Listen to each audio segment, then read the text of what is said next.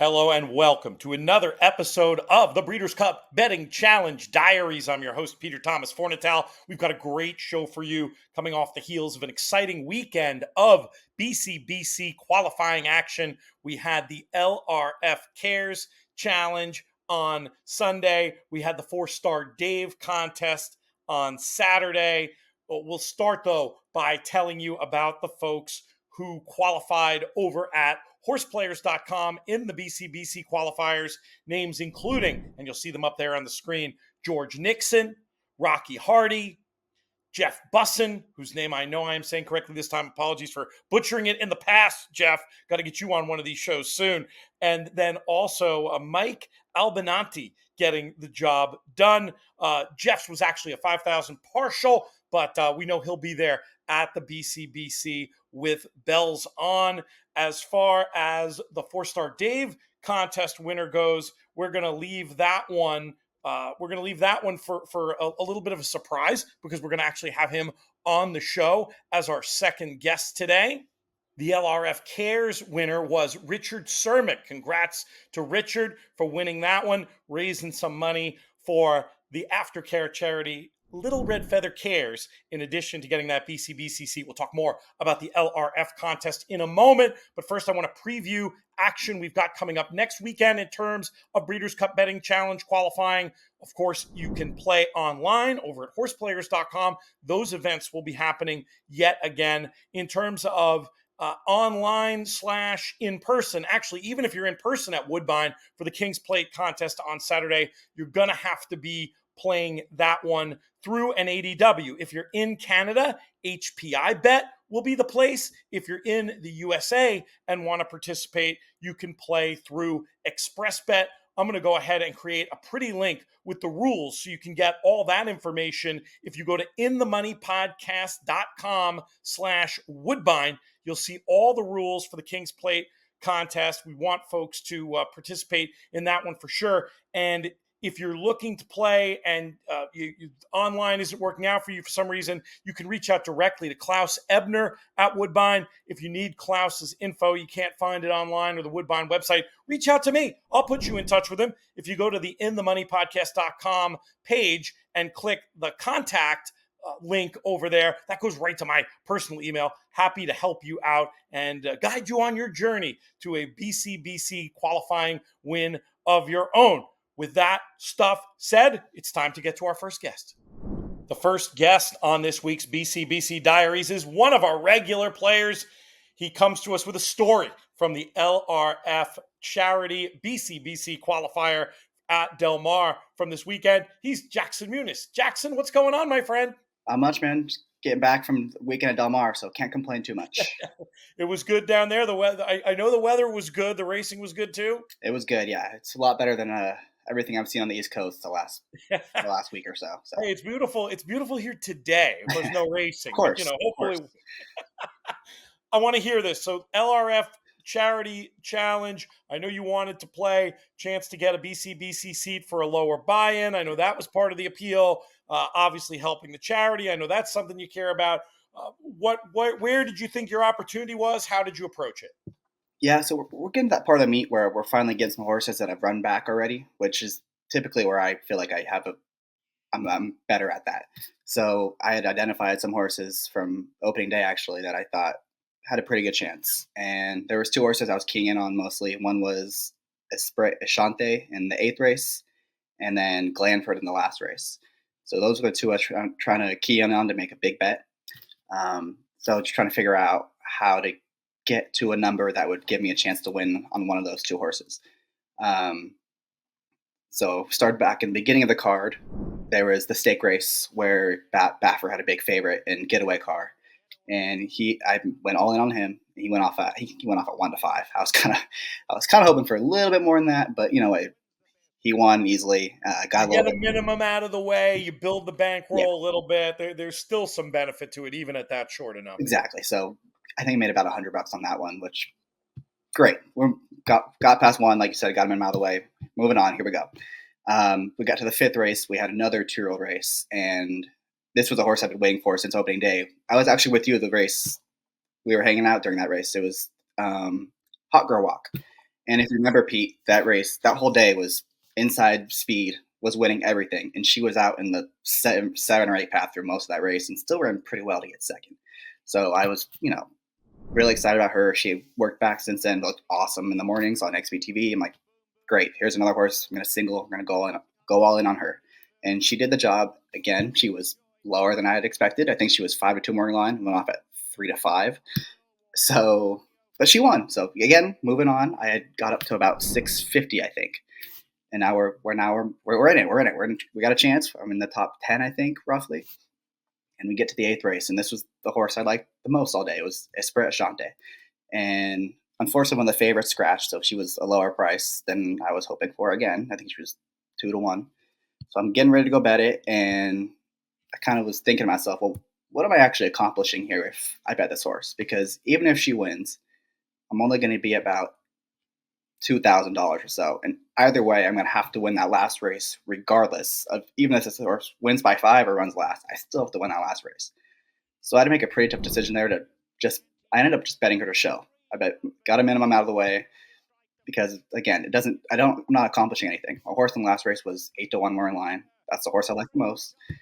And it ended up being the right decision because she lost by nose, and I would have been very upset if she had won, or if I had been all in on that race. So it worked out there. We get to the last race. I'm still in like 12th or 13th, and I got the price I wanted on my horse, and I think she went up at 7-1. I was all in for $640 on her, and I was kind of hoping that she'd be like mid-pack the whole time, and that's kind of how the race shaped up. She was mid-pack, the pace was fast, they were really strung out, but she was in a really good spot. She hugged the rail the whole way around. And like I said, I was there live, so I couldn't really tell if she was kind of moving up on the rail. I couldn't tell if she was loaded or if she was done. And it turned out it didn't matter because right at that point, she got completely stopped by the front runner that backed up into her. And Kumura just had to completely take up on her, and he lost all chance right there. And that was kind of my tournament life. And that like I said, that was the last race. If he had won, it would have gotten me to about 5,000, which I think the winner ended up having 3,800. So I definitely would have been in the top 2 or 3.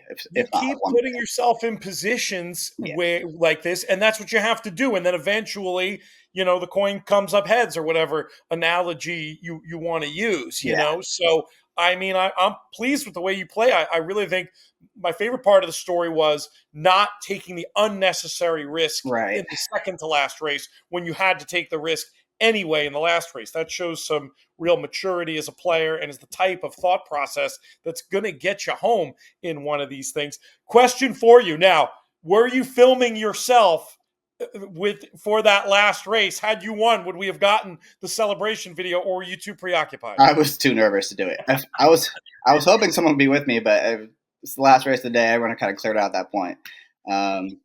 Luckily, there wasn't much to see. Like I said, ended up being pretty anticlimactic in the stretch when he basically walked home. So it was all good.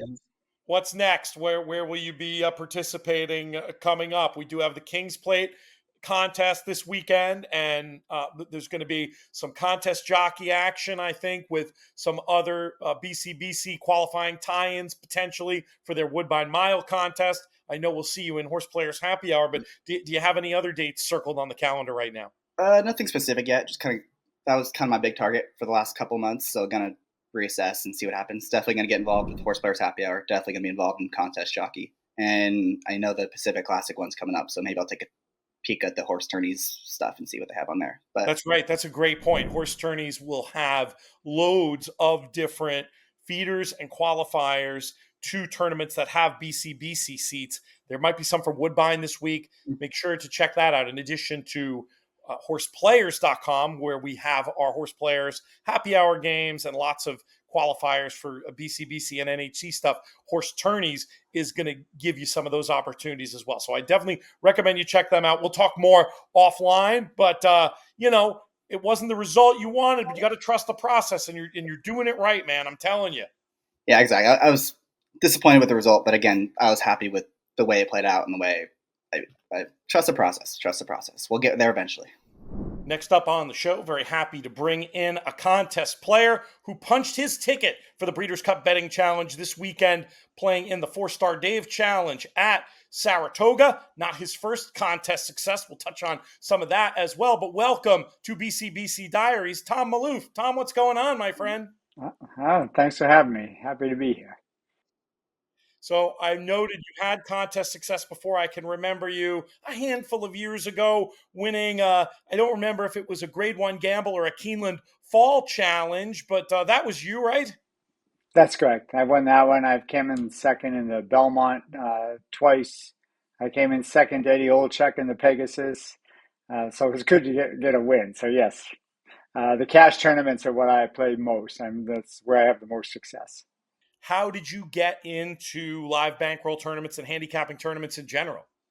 Um, it was just mostly, I think, probably through TVG initially because they would sponsor some, and the live bankrolls are best for me because I'm a player. I'm a dirt player, so when I get a dirt race and I can bet with both hands, I bet with both hands as opposed to the $2 win and place ones are the toughest ones for me. You just when I like a try or an exacta or something, I want to make a lot of money on it. So that's how the cash tournaments have worked out for me. It makes sense. You can be more selective in these live bankroll formats and specialize where you want to specialize. What is it about dirt racing that you prefer? I just feel like there's for me there's less variables and I can see the pace more. I'm a pace handicapper. I don't use a lot of numbers. Some of the guys are great at figuring out speed figures. I watch all the replays, so I use my eyes. So when I'm watching a dirt race, I have a good feel for where I think a horse is going to be, and if I think they're going to get a favorable trip, then that's when I'm looking to make my and the odds are favoring me over the public. That's what I'm looking for. You mentioned baseball before. How does that tie in? Well, I coached American Legion baseball for 30 years, and when you're coaching and you're scouting other teams or you're judging talent, you're not you're not looking at a score sheet saying that he hits 345 against lefties. You're looking more about is his swing good today? Is the pitcher hitting some zones, etc. So it's more about eye than it is about numbers for me. Well, that's a great way to segue into the specifics of the contest. What was the key race for you? We'll watch it as you talk about it. Well, the one, it was off the turf, and not being a turf player on Saturday was a big advantage for me. And second, I just thought there was a couple of horses early in the contest. Dwayne Lucas's horse, who I thought had a great chance to win on the drop, was a very nice price at 5-1. And then, in the next race, Pletcher had a horse dropping down that was 3-5, and when he drops horses into 16K, they're an absolute bet again. So it wasn't so much that I thought that the horse that would win the 5, I bet 1,000 on him would win. It was more that I just didn't like the drop from Todd's horse, and he won. And then I hit a $100 try box in the next race with a favorite winning, and it paid ridiculously high for the favorite. I think it paid 7,000 for close to 7,000 for 100. So it paid really well. That was a high end contest because with a bankroll of 750. I was 20 times my bankroll at the end. And that's a really big number. I play in Keeneland all the time, and 2,500. If you get to 14, 15,000, you get a good chance to win the tournament. This was there were 3 or 4 people right behind me. So I knew it wasn't not a foregone conclusion that they were going to stop betting. That's for sure. Which race did you hit the big hit in? Was it in the final race of the contest? Nope, I hit the third race. I hit the win ticket, put me in second or third place, I think. The next race I had the 1,000. I was in first. The next race I hit the try, and I was sitting on 15,000 after race 5, and just waited it Okay, out. so it So was, I had 2 more yeah. bets. I hit one of them, and the other one I just tossed the 150 at, and that was it. Yeah, no, I was in front the whole way. What were you thinking as these horses were rolling down the stretch? Did you think you had it from a long way out? Yeah, the track was favoring speed, so I knew when the 5-7 turned for home, they were going to be there. The only thing I hope was that the 3 was a big closure, but with the track playing against them, the best he was going to get was third. But as I say, I never expected that try to pay that high. I was expecting, 15 for $1, and I think it came back 36 or 37 or something for $1. It was a very big number. That's great. And it often goes the other way these days. It's nice when that Many works times. in your favor. How did you get into racing in the first place? We used to own and race greyhounds, not buses, dogs, back in the 90s and 80s and 90s. My father and brothers and I raced them. And then when, of course, that industry is just pretty much, gone away. So it was a logical place to go, and, made a couple of friends. And the next thing my wife comes with me on a lot of the trips, and it's just, I played poker, but I will say this for horse players, there's a different class of people, and I don't mean the money class. I just mean in general. When you're sitting at a table, and if you didn't hit the race, and the other person did, you're not swearing at the other guy and calling him lucky. You're patting him on the back and saying congrats. Whereas if you're sitting at a poker table, it's an annoying 8 hours. And so I really enjoy the camaraderie. I enjoy the support. I mean, obviously I want to win, but if I can't win, I hope you win, because what's the difference, And so I think that that general supporting system and people playing, I think that's really a fun part of the aspect of horse racing. That's going to do it for this edition of the show. Want to thank both of today's guests, Tom and Jackson, for joining in. We'll thank our creative team as well, Andrew and Dallas. Couldn't be doing these shows without them, nor could we without the support of our friends at the Breeders' Cup, especially Haley and Justin over that way. Want to remind folks one more time, Horse Players Happy Hour. It's on Thursdays. Absolute best way to start your journey. $20,000 added to the prize pool at no cost to players. Costs just $20 to play in this Horse Players Happy Hour tour, and the house cut goes to Equine Aftercare. Go to Horse Players Happy Hour and look for that game. Should be up there now for this week. Get involved, and then join us for the live stream, approximately 5 to 7 on Thursdays, typically a little earlier, actually, about 4:55 to 7. We'll be in there on the live stream, interacting with you, hopefully watching you punch your ticket to the Saturday qualifier and earn points on the Horse Players Happy Hour Tour. This show's been a production of In the Money Media. I'm Peter Thomas Fornatel. May you win all your photos.